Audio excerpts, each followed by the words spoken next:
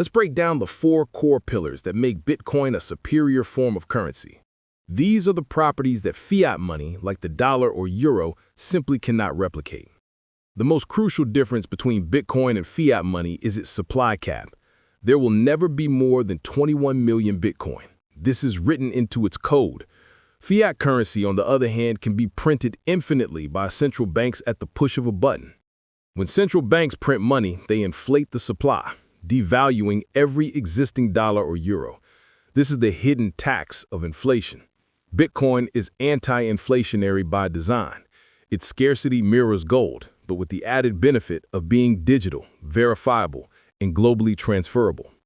Because it is mathematically verifiable that the supply cannot be changed, Bitcoin is the hardest form of money ever created. It guarantees that no authority can manipulate its value by flooding the market. Bitcoin runs on a distributed network of computers called the blockchain. This means no single person, company, or government has control over the network. It's a system run by math, not by men. If a bank goes down, your money is inaccessible. If a government shuts down, the financial system freezes. If one computer running the Bitcoin network fails, thousands of others are still running the ledger. This resilience makes Bitcoin practically impossible to stop. Decentralization is not just a technical feature. It is a feature of freedom. It ensures that money remains outside the direct political power structure, a true check and balance on financial authority. In the current system, banks can freeze your account, seize your assets, or block transactions if they disagree with your politics or decisions. This is financial censorship. With Bitcoin, as long as you have your private keys, you control your wealth. No government, no bank, and no corporation can stop you from sending Bitcoin to anyone, anywhere, at any time. It operates beyond borders and beyond political whims.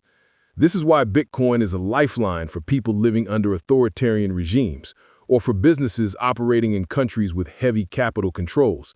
It is truly permissionless money. When you use a bank, you trust them. When you use cash, you trust the government backing it. Bitcoin removes the need for this human trust entirely. All transactions are verified and recorded on the public ledger, the blockchain, by computers using cryptography. The math guarantees the transaction happened and that the Bitcoin is legitimate. We trust the code, not a CEO or a politician.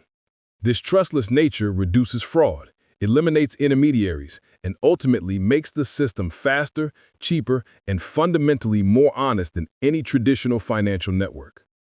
So if Bitcoin is so superior, why isn't it the future of money today?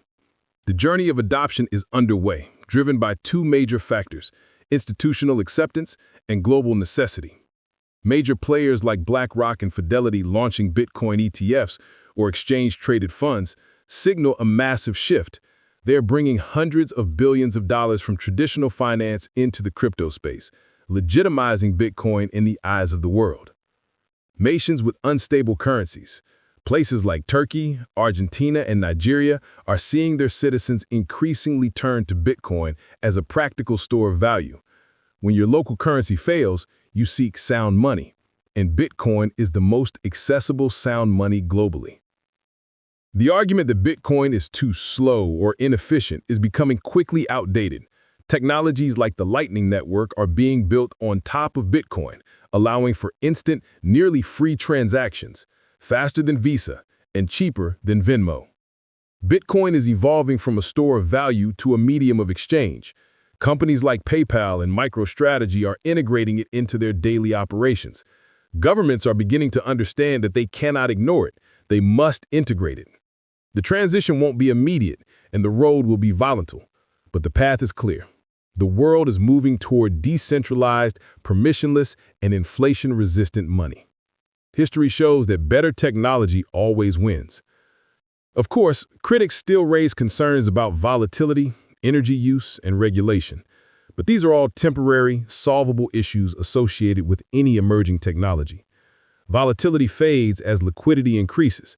Energy use is shifting rapidly toward renewables, and regulation is simply acknowledging its existence. Ultimately, the future of money is not about the banks or the governments. It's about the users. It's about you having absolute control over your financial destiny. Bitcoin is a tool for self-sovereignty, a global, digital currency for the internet age.